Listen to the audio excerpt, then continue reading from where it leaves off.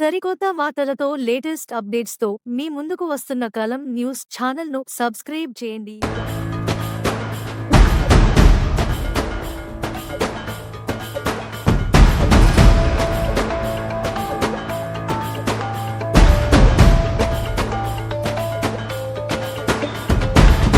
సరిహద్దున నువ్వు లేకుంటే కను పాప కంటి నిండుగా నిద్రపోతురా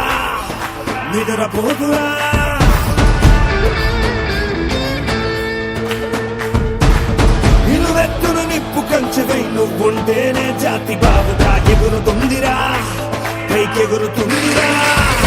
దిల్లే ఇండియా, దిల్లే ఇండియా, నీ తల్లే ఇండియా, తన భరోసా నువ్వే దేశం కొడక. సెలవేలేని సేవక ఓ సైనిక, పనిలో పరుగే తీరిక ఓ సైనిక, ప్రాణం అంత తేలిక ఓ సైనిక, పోరాటం నీకో వేడుక ఓ సైనిక.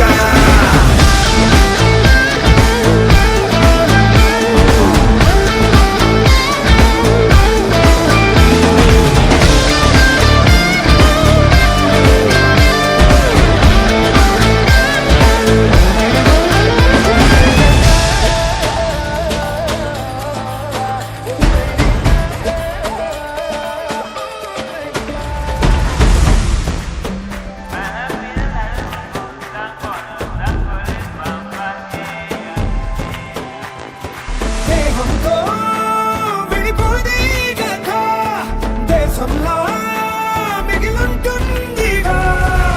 సమరం పొడిలో నీ మరణం, సమయం తలచే సంస్మరణం, చరితగా చదివే తరములకు నువ్వో స్ఫూర్తి సంతకం.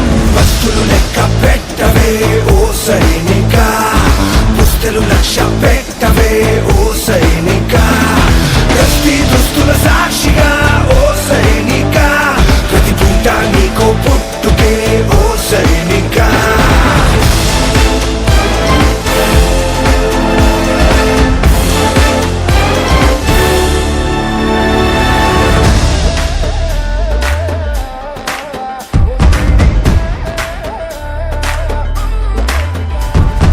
బతుకిది గడవదు అని. All of you, good morning students. గౌరవనీయులు ప్రిన్సిపాల్ కిషోర్ గారికి, అలాగే డైరెక్టర్ కిరణ్ గారికి, మరియు ఉపాధ్యాయ సిబ్బంది అందరికీ,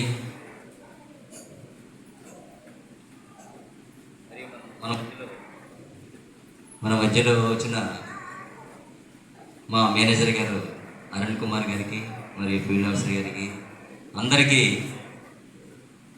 హృదయపూర్వకమైన నమస్కారాలు తెలియజేసుకుంటాం. మరీ ముఖ్యంగా ఇంత ఘనంగా ఏర్పాటు చేసిన మన కిషోర్ గారికి హృదయపూర్వకంగా ధన్యవాదాలు తెలియజేసుకుంటున్నా. ఆహ్వానాన్ని మన్నించి వచ్చారని చెప్పారు, కానీ నన్ను గుర్తించి ఇక్కడ పిలిచినందుకు చాలా సంతోషంగా ఉంది. నేనే ఆయనకి ధన్యవాదాలు చెప్పాలి. ఎందుకంటే సైనికులు చాలామంది ఉన్నారు మన దేశంలో, మన రాష్ట్రంలో, మన నియోజకవర్గంలో, మన ఊరిలో చాలామంది ఉన్నారు. కానీ నిన్న సాయంకాలమే నాకు తెలిసింది కార్గిల్ యుద్ధంలో పాల్గొన్నది నేను ఒక్కడే అని మన ఏరియాలో.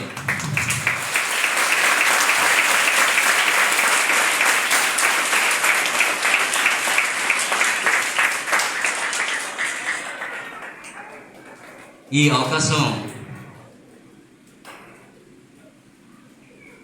నా తల్లిదండ్రుల ఆశీస్సులు మరియు దేవుని దయ, నాకు విద్య నేర్పిన గురువులు, వీళ్ళ అందరూ ఆశీస్సుల వల్లే నాకు ఈ అవకాశం కలిగి ఆ యుద్ధ భూమిలో నుంచి ఈ రోజున మీ మధ్యలో మాట్లాడడానికి అవకాశం కల్పించినందుకు ఆ ఆశీర్వాదాలే బలమని నేను నమ్ముతున్నాను.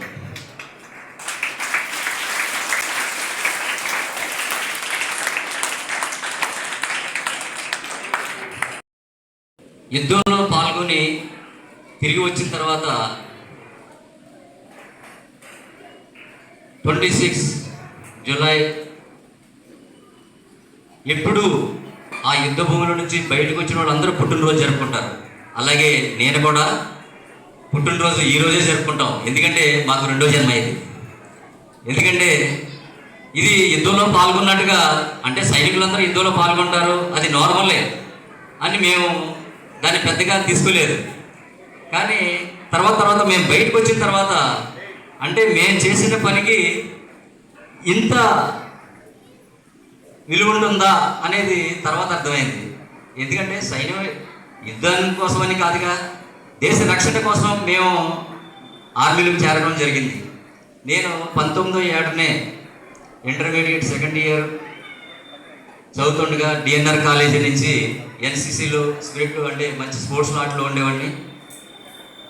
అక్కడున్న ప్రొఫెసర్స్ కానీ లెక్చరర్స్ కానీ మంచి స్పిరిట్, నాకు నువ్వు ఆర్మీకి వెళ్తే బాగుంటావు, నీ ఫిజికల్ ఫిట్నెస్ బాగుంది కాబట్టి నువ్వు ఎక్కడికి వెళ్ళినా విజయం సాధిస్తావు అని చెప్పేసి వాళ్ళు చేసిన ఎంకరేజ్మెంట్ నేను ఆర్మీకి చేరడం జరిగింది. ఈ కార్గిల్ విజయంలో మన సైనికులు చేసిన త్యాగం ఎటువంటిదంటే, కాళ్ళకు బూట్లు లేకపోయినా, రైఫుల్లో గుళ్ళు లేకపోయినా వెనక్కి తగ్గకుండా ముందుకు పోరాటానికి వెళ్ళారు. ఎంతోమంది ఆహుతైపోయారు, పక్కనున్న వాళ్ళకి కాళ్ళు చేతులు పోయినాయి, చాలా వరకు నష్టపోయాం. అయినప్పటికీ దేవుని దయ వల్ల విజయం సాధించాం. అది వరల్డ్లోనే నెంబర్ 1 ఆర్మీగా మన భారతదేశం ఆర్మీకి పేరుంది.